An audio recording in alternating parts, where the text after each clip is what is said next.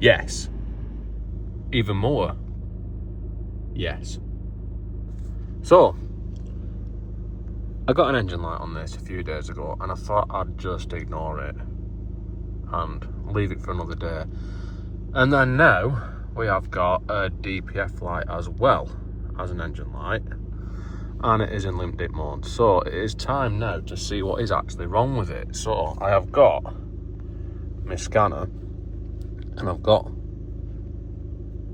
the OBD plugged into it, and now we can see that we have got that code which is indicating a problem with the pressure sensor. So let's go onto live data and see what it's actually doing. Yes, so even when I rev it up, it's doing nothing. So that would indicate an issue with the DPF pressure sensor, which is here.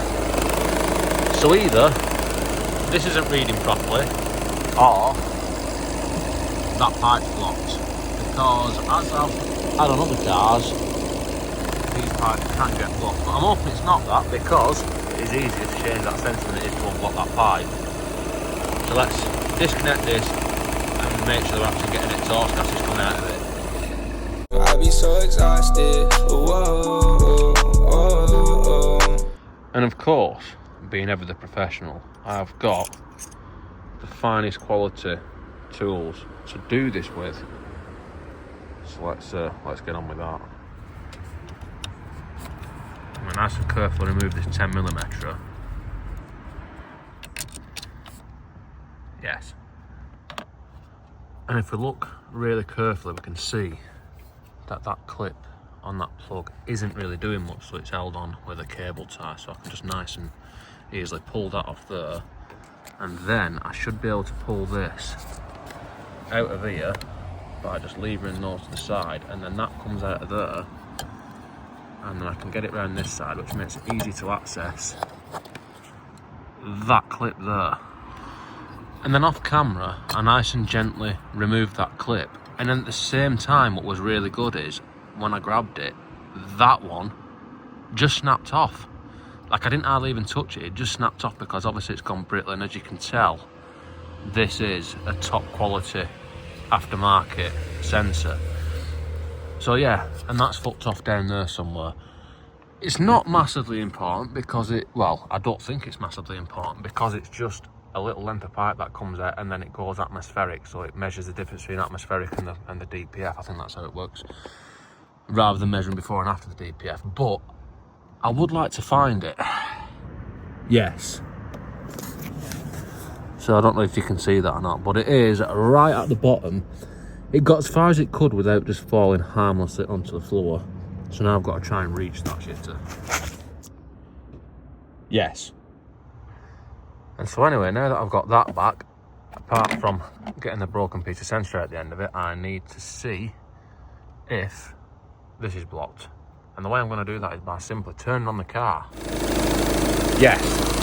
And then now, if I look at this, I can feel exhaust gases coming out of it. And I can confirm that it's not actually blocked. And if you want to smell it, yes. It in fact does smell like an old diesel. Anyway, we've confirmed that that is actually getting exhaust gases to it. So the issue is likely this sensor that's fucked, because they do fail. They're not unknown to fail.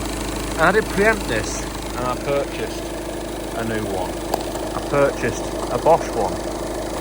So hopefully it will last longer before this one pops up. So I need to fit this, but first I need to get this out of here. Which, as you can see, I have now done. So I need to put this onto here and then fit this. And I'm sort of struggling a bit because I'm using one hand here, because I forgot to bring my tripod, and I'm using my phone as a torch because it's about 9 o'clock at night and it's pitch black. So I need to put that on there properly, like that, and then I need to connect that one back into there. Yes. So now that is plumbed in where the old one was, I need to just work that around there, nice and carefully, and then mount the sensor the same way as the old sensor was mounted.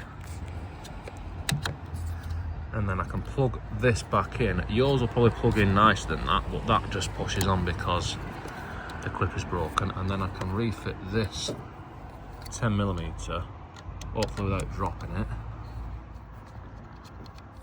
Yes.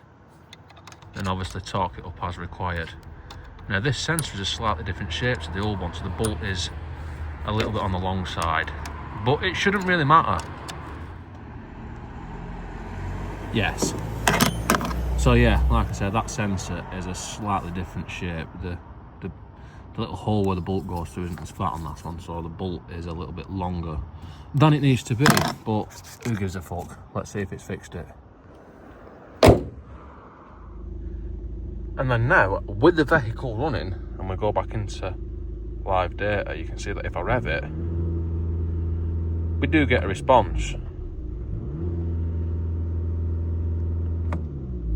So now, I can reset that engine light, and hopefully the car will do a regen next time it's driven.